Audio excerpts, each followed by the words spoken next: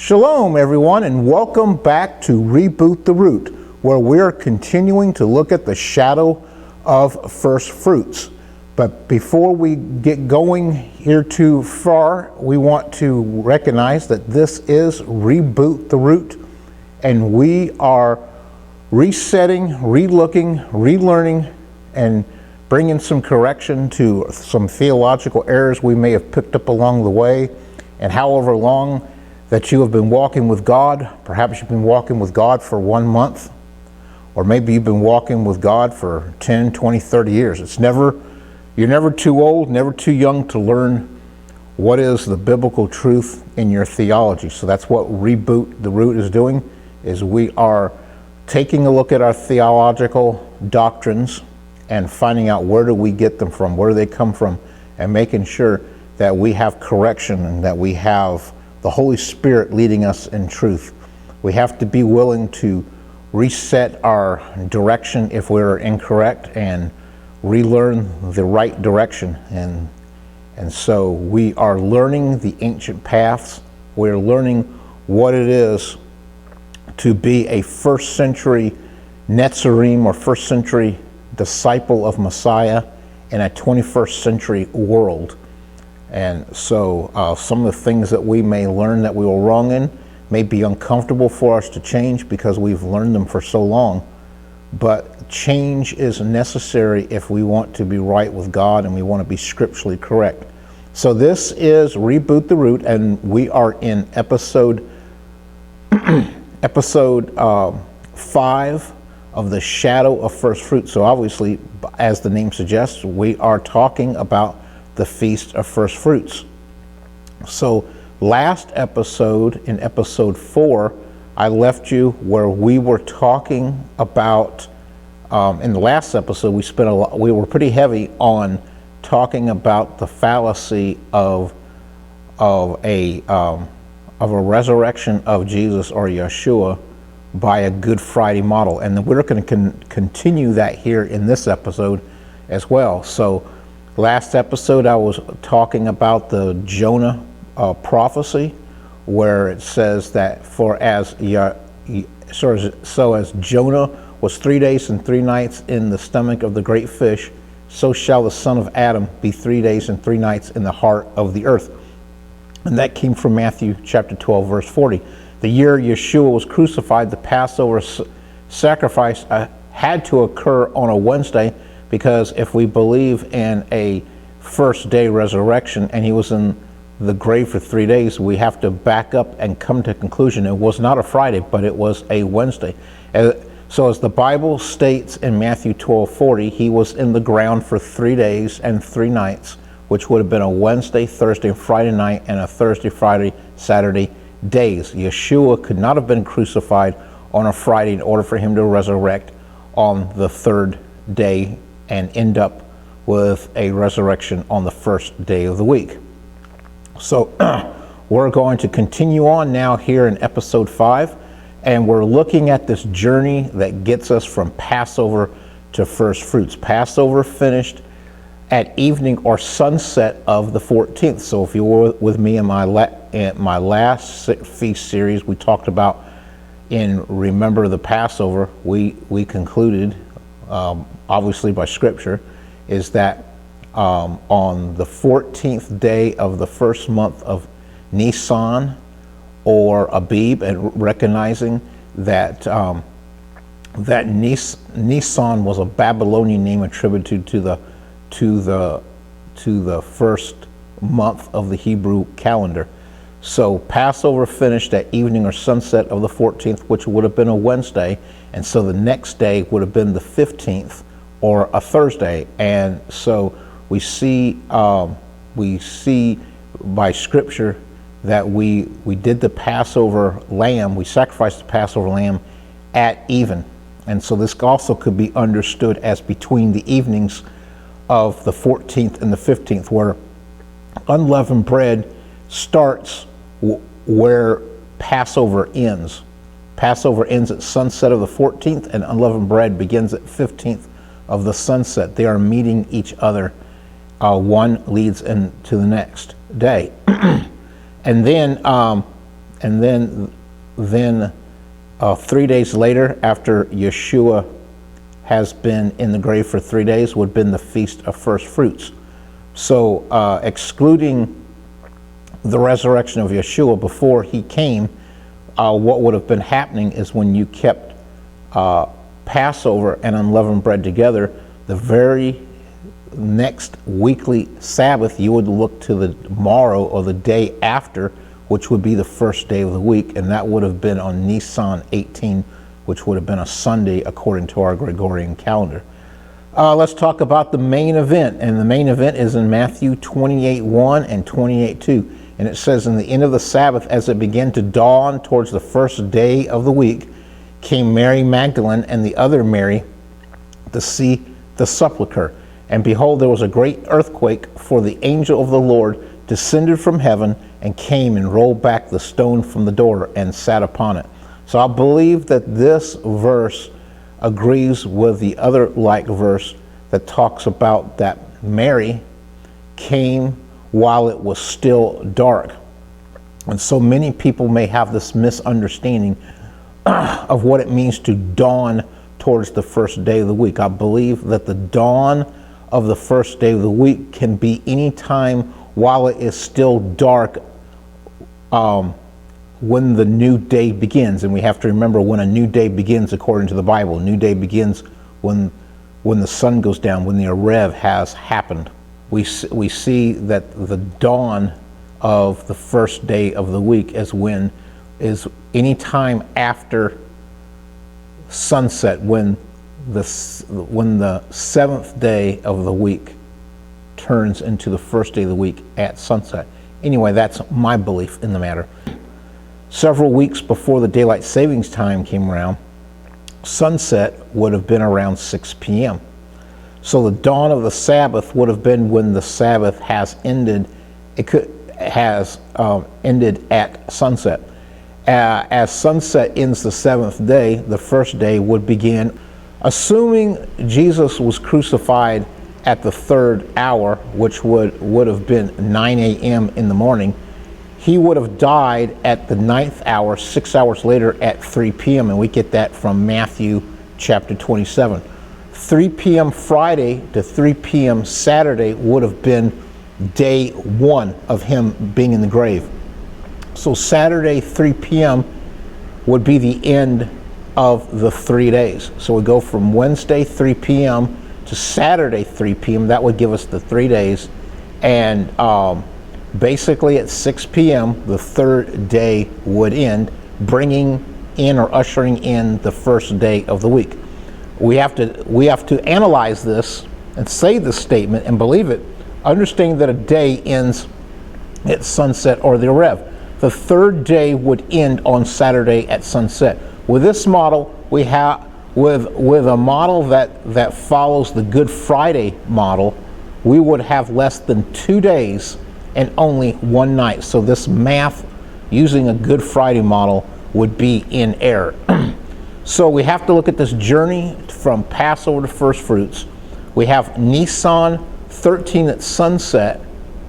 That would begin the 14th day. This was when the Passover preparation day would begin. So day one starts happening as soon as the sunset of Nisan 13 happens. So that brings in the 14th day of the first month, and that would be day one, Nisan 14. So this Passover lamb would have been killed on Wednesday in the evening of the 14th day of the first month, Nisan 14. Then Nisan 14 sunset to Nisan 15 sunset, that would have been the Thursday. And day two of Thursday to Friday sunset, that would have been Friday. Day three would have been Nisan 16 sunset to Nisan 17 sunset. That would have been Saturday, the weekly Sabbath. So Friday to Saturday sunset, we already know, if we already know when the Sabbath comes and how a day works, Friday to Saturday sunset is the weekly Sabbath. So this day three of Jesus being in the grave would have ended at sunset of the Sabbath day. Early on Nisan 18, which would have been the first day of the week, or Sunday, Yahshua is resurrected. Early Sunday morning could be seen as the dark hours of Saturday evening. And so we've already looked at this picture I have on the screen about 3 days in the grave, where Yahshua is finished being crucified and dies at 3 p.m. on Wednesday. So Wednesday 3 p.m. to Thursday 3 p.m. would be one day. Thursday 3 p.m. to Friday 3 p.m. would be day 2. And Friday 3 p.m. to Saturday 3 p.m. would be day 3. And after the sunset of the Sabbath day would be the dawning into the first day of the week. So we need to talk a little bit about how these hours of the day worked in Bible time. So many of us have heard where Yahshua refers to, is there not 12 hours in the day? Well, this has been a mystery to some, and it was a mystery to me, as well as what does Yahshua mean by is there not 12 hours in a day? Well, I believe it means that he's referring to how the timing of the day happens, meaning that there are 12-hour increments of the daylight hours. And so we can see how this happens by knowing a little bit of a calculation, knowing about this time of the year that the sunlight or the sunrise begins to happen around 6 a.m., not accounting for daylight savings time, mind you. And so we see the conclusion of the day happens at about 6 p.m., not including daylight savings time. And so 6 a.m. to 6 p.m. would be 12 hours. So in the Bible, we see this reference to the 3rd hour and the 9th hour. Well, if we see how this works, the way they calculated time during the day like we do in our hours, at 6 a.m. would be the 1st hour. 7 a.m. would be the 2nd hour. 7 a.m. would be the 1st hour. 8 a.m. would be the 2nd hour, and 9 a.m. would be the 3rd hour. 10 a.m. would be the 4th hour, and so on. So, and then we get to 3 p.m. That is going to be the 9th hour, and then 6 p.m. would be the 12th hour. So we're taking in hour increments on a 12-hour schedule of a day. So we look at the Passover to First Fruits journey. Wednesday, Nisan 14 at 9 a.m., Yahshua was crucified. On a Wednesday, Nisan 14 at 3 p.m., Yahshua dies at even, or like we said, we can conclude this means between the evenings of Nisan 14 and Nisan 15. Day 1, Thursday at Nisan 15, 3 p.m. marks the first full day. Day 2, Friday, Nisan 16, 3 p.m. marks the second full day. Day 3, Saturday, Nisan 17, 3 p.m. marks the third day. And Saturday at sunset is the resurrection or first fruits. And this would enter into the first day of the week after the sun goes down. What part of those dark hours after the sun goes down on Saturday that Yahshua rises, we don't know. We just know it's in the dark hours. So it's very important to know that we're looking at this 3 p.m. event that happens on Thursday, Friday, and Saturday, marking how long Yahshua has been in the grave, noting that the first fruits would begin Saturday at Sunday, with this Hebrew thinking that says all times start at sunset. So now we have moved on from that. We've talked about that long enough. We've been at the mountain long enough, as the saying goes in the Bible. And so we need to move on from this subject, and we're going to go and talk about the spirit of first fruits. Making a first fruit offering according to tithe.ly, Making a first fruit offering opens us up to allow God to work in our life. When we approach God with open hands rather than clenched fists, it makes it easier for God to give us more to work with.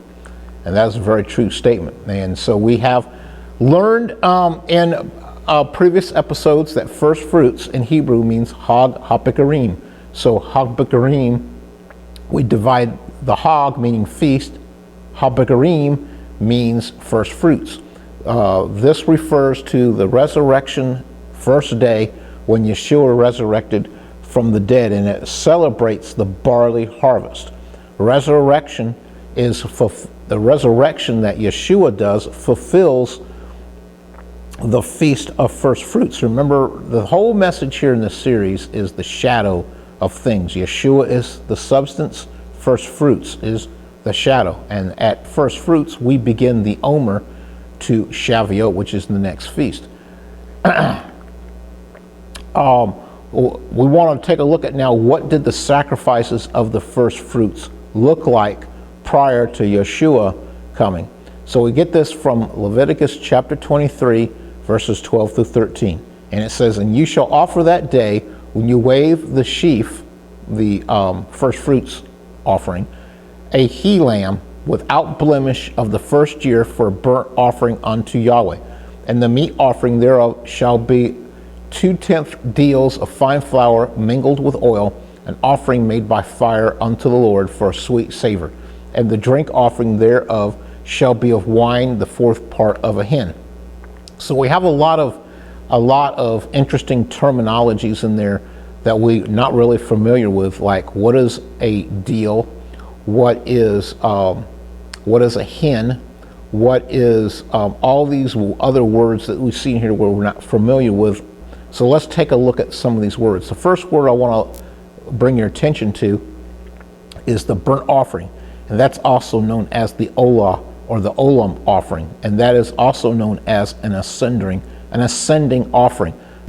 And in this case, it was offered with a thing called the minshah offering. That's also known as the meat offering. The minshah offering was made of fine flour and oil and was offered together with the burnt offering of the lamb that was a male, one that was without blemish of 1 year old. And so the burnt offering would have consisted of that, a first year male lamb without blemish. And so this meat offering I just talked to you about would equate to 2/10 deals of fine flour, which we can also see is also it's also equivalent to a deal. And so what is a deal? In Hebrew, that word is called isharon, and is equal to an omer. And what is an omer? What does that mean to us? It is equivalent to 6 pints. So 6 pints of oil. So obviously it's a liquid measurement. Not 6 pints of oil, six pints of fine flour. So we're taking the measurement of fine flour as 2/10 of a deal. And so a deal, isharon in Hebrew, is equivalent to 6 pints. It's a dry measurement, which is an omer. And then to complete that meat offering, you would combine the fine flour deal measurement with a liquid measurement of a 1/4 hin of oil. So hin is another measurement that they used in Bible times, and that equated to about 5.5 quarts of a liquid measurement. So the olam offering, the burnt offering, and the meat offering would go together. The sacrifice would be offered with the first fruit grain sheaf offering, and this would have been offered with the wave offering before Yahweh. So this first fruit offering would have been brought to the priest, and he would have offered the meat sacrifice with the olam offering.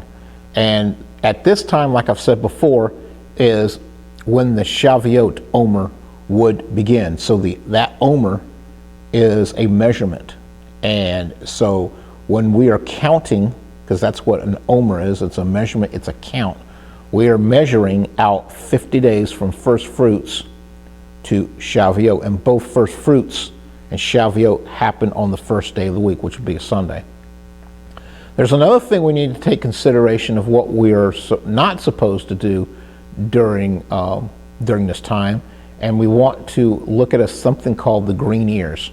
And we get this from Leviticus chapter 23, verse 14. And it says, "And you shall eat neither bread nor parched corn nor green ears until the selfsame day that you have brought an offering unto your God. It shall be a statute forever throughout your generations in all of your dwellings." So we have some things going on that we want to take a look at. Three things. The first one will be bread, and in Hebrew that means lechem. So when you make bread out of anything, bread can also be made out of corn.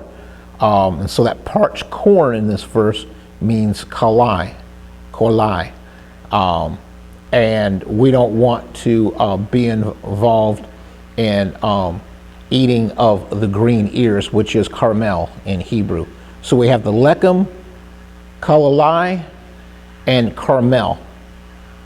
And so these are the things that we don't want to have until we have given up the first fruits offering. So looking at lechem, let's find out what this means. From Strong's Concordance, number H3899, it means lechem is food, especially bread or grain, or for the making of the bread. And so this could mean bread, eat, food, fruit, loaf, meat, victuals. The Feast of Unleavened Bread with Hag Mazot is still going on, and so the eating of bread would not even be permitted while we are at first fruits. And so that is something to consider, that when we are participating in first fruits, is we're not partaking of lechem. Is it not possible that the verse here could also be referring to of making bread out of the corn as well, like cornbread? But it's also can be a reference to reminding us that during first fruits, unleavened bread has not completed yet, and so we want to make sure that we are still obeying that commandment of unleavened bread, of not to eat any leaven. And leaven is in lechem, or bread.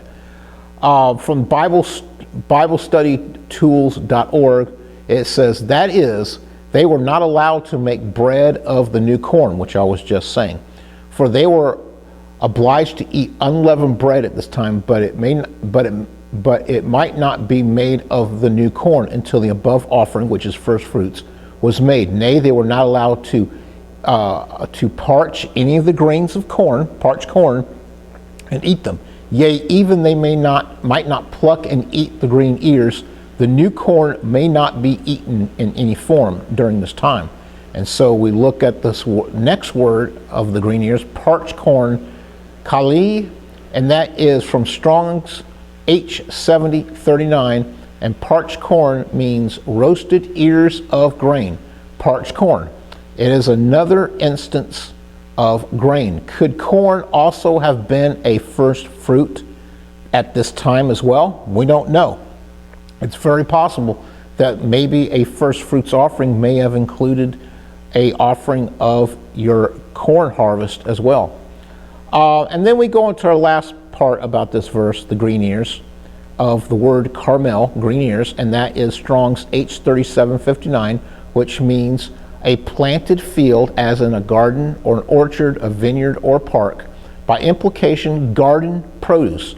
Full green ears, like as of corn, the fruitful field, the plentifulness.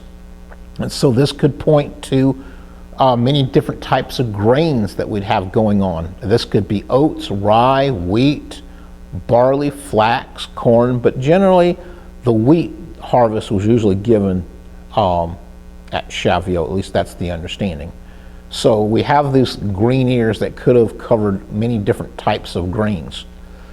So I talked to you before, not too long ago, in this episode, that when we're at first fruits, we're going to start doing the Omer, and the Omer is the count of 50 days to Shavuot. So we have the spring barley harvest, and we're counting the 50 days to the summer wheat harvest. And this all begins at first fruits following Passover. And so we would be doing this thing called the Omer, where it's typical and traditional that we count every day the Omer. We would say the first day of the Omer, the second day of the Omer, the third day of the Omer. And what we've done at some of our congregational meetings is that we, when we have them, is that we will take the Sabbath, and we'll say a certain blessing, a special blessing, thanking the Lord that we have made it to this 7th, this 14th, the 21st, the 28th, and so on, of the Omer. And so what we're counting at the Shabbat, at least that's traditional to do. We're counting at the Shabbat as a tradition, each week that goes by in the Omer, because gotta remember, Shavuot means weeks, and also Shavuot is also the Feast of Weeks. Hag Shavuot celebrates the counting of the 7 Sabbaths from first fruits to Shavuot. So it can be customary in some congregations to make note of each Sabbath that goes by that's part of the Omer count. And so the Omer is something that we want to be doing and keeping track of beginning at first fruits. The Omer begins at first fruits. The first Sabbath, the weekly Sabbath after first fruits, is when this would happen. So this counts the 7 Sabbaths, or 7 weeks. And so let's take a look at what the word week versus weeks mean, singular versus plural.